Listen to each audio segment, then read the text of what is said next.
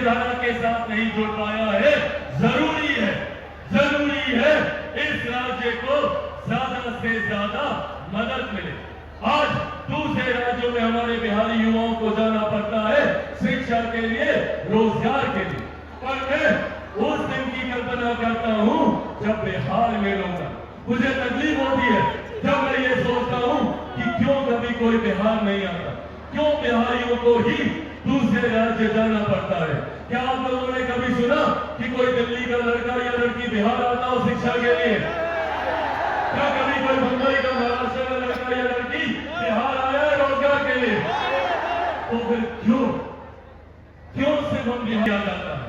बिहार पर, बिहारी पर इसी सोच को धरातल पर उतारने का संकल्प है। मैं चाहता हूं कि आज के बाद किसी युवा को बाहर न जाना पड़े।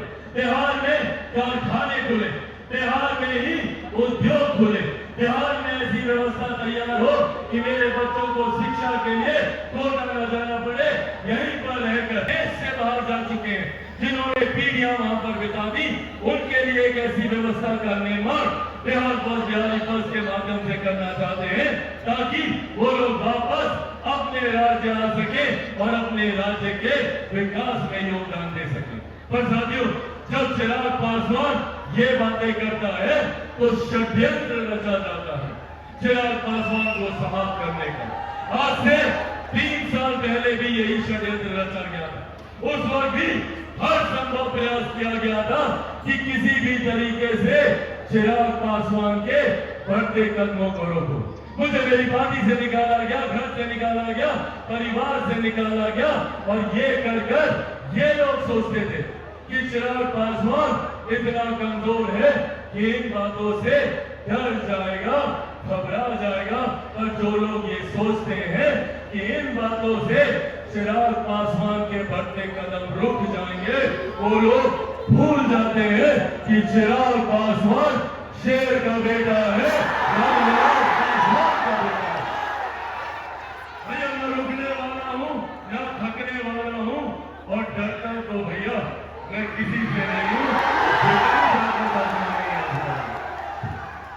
सर पे कमर बांध के निकला तब मैं भी चैन की सांस नहीं लूंगा।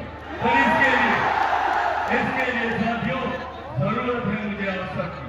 आज पुनः एक बार जब मैं बिहार में विकास की योजनाओं को धरातल पर उतारने का प्रयास करता हूं, जब मैं ये सोच रखता हूं और जब मैं ये चाहता हूं कि मैं वापस बिहार आकर अपने परिवार के बीच आकर, आप लोगों के बीच आकर, आप लोगों के लिए काम करूं, तो कई लोगों को तकलीफ होती है।